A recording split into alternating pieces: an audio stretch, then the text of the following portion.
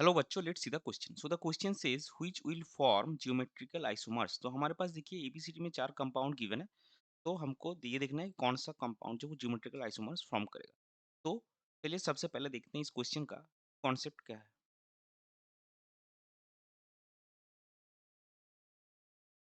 इस क्वेश्चन का की कॉन्सेप्ट है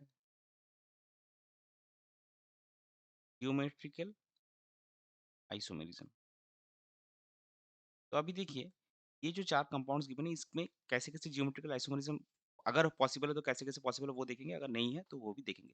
तो पहला जो स्पीसीज है ये आपका एक साइक्लोएल्केन है। और यहाँ पे देखिए ये जो 2 कार्बन पे क्लोरीन अटैच है, ये दोनों ही काइरल सेंटर है। या फिर आप बोल सकते हैं इस तरह का जो साइक्लोएल्केन होता है, ये आपका ज्योमेट्रिकल आइसोमेरिज्म शो करेगा। कैसे करेगा? आपने यहाँ पे एक रिंग लेना है, इस तरह से। तो अगर यहाँ पे क्लोरीन हाइड्रोजन है, यहाँ पे आपका क्लोरीन हाइड्रोजन है, तो अगर आपका दोनों ही क्लोरीन सेम साइड में है, same side of the plane, ring का आप प्लेन मानिए, तो अबव द प्लेन या बिलो द प्लेन आपको देखना है। अगर दोनों ही क्लोरीन यहाँ पे देखिए अबव द प्लेन है, अगर बिलो द प्लेन भी होता तो भी चलता। तो अगर दोनों chlorine atom same side of the plane है, आइदर अबव और बिलो, तो ये आपका सिस आइसोमर हो गया। और अगर दोनों chlorine opposite side of the plane है, जैसे कि यहाँ पे एक अबव द प्लेन है और दूसरा क्लोरीन जो है वो अगर आपका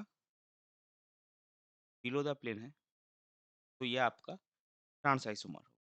इस तरह से जो साइक्लोएल्केन होते हैं उसमें सिस ट्रांस आइसोमरिज्म होता है। तो ये ए वाला जो कंपाउंड है ये ज्योमेट्रिकल आइसोमरिज्म शो करेगा। सिस ट्रांस ज्योमेट्रिकल आइसोमरिज्म का ही क्लासिफिकेशन है। दूसरा क्या आता है, अगर बी में जो कंपाउंड हमको गिवन है अगर आप वो देखेंगे, that is CH3 CH double bond N OH, ये कंपाउंड जो है ये आपका ऑक्सिम है। तो ऑक्सिम में ये जो नाइट्रोजन के ऊपर हमने लोन पेयर ड्रॉ किया, ये लोन पेयर को हम एज ए ग्रुप और सब्स्टिट्यूएंट कंसीडर करते हैं। और यहाँ पे जो ज्योमेट्रिकल आइसोमर होता है उसका नाम होता है C90 आइसोमरिज्म। तो वो कैसे होता है, तो ये जो कंपाउंड है इसको हम दो तरह से लिख सकते हैं। एक आपका CH3 double bond N lone pair OH, यहाँ पे हाइड्रोजन। और दूसरा CH3 double bond N OH lone pair hydrogen. तो यहाँ पे देखिए जो लोन पेयर ऑफ इलेक्ट्रॉन है इसको हम एज ए ग्रुप और सब्स्टिट्यूएंट कंसीडर कर रहे हैं। तो यहाँ पे कोई एक्चुअल ग्रुप या सब्स्टिट्यूएंट आपका नहीं है, तो इसका प्रायोरिटी हमेशा कम होगा। दो OH का प्रायोरिटी ज्यादा। CH3 और हाइड्रोजन के बीच में हाइड्रोजन का मास कम, इसका प्रायोरिटी दो। और CH3 का प्रायोरिटी ज्यादा, वन।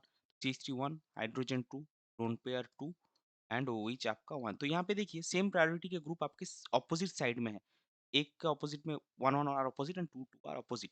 तो जब इस ऑक्सिजन के केस में, सिरोल एस के इन के केस में, अगर आपका same priority group opposite side में होता है, तब उसको हम बोलते हैं एंटी आइसोमर।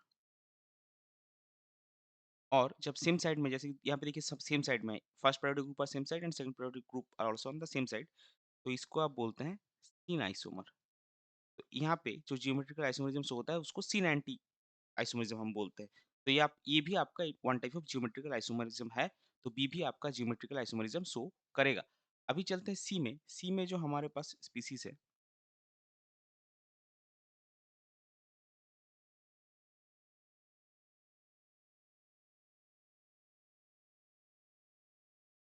यहाँ पे आप देख सकते हैं कि डबल बॉन्ड के जो रिंग का अटैचमेंट है डबल बॉन्ड में, ये ट्रांस है। और अगर आप हाइड्रोजन से भी देखना चाहें तो दोनों हाइड्रोजन अपोजिट साइड में है, तो ये आपका ट्रांस है। और दूसरा जो है,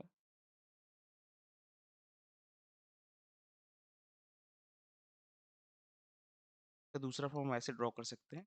यहाँ पे क्या है, दोनों हाइड्रोजन आपका सेम साइड में है, तो ये आपका सीस है। तो ये जो कंपाउंड है ये भी जियोमेट्रिकल आइसोमरिज्म शो करता है, that is cis trans isomerism show करता है। लेकिन डी में हमारा जो कंपाउंड है वो अगर हम ड्रॉ करेंगे तो ऐसा दिया है, तो ये दोनों CH3 ग्रुप है आपके। फिर ये डबल बॉन्ड हो गया, ये आपका साइक्लोप्रोपेन रिंग। और यहाँ पे एक हाइड्रोजन क्वेश्चन में मेंशन है देखिए, लेकिन यहाँ पे एक्चुअली एक हाइड्रोजन में से भी क्या आपका हाइड्रोजन दो ही है, तो ये भी आपका CH2 ग्रुप हो गया।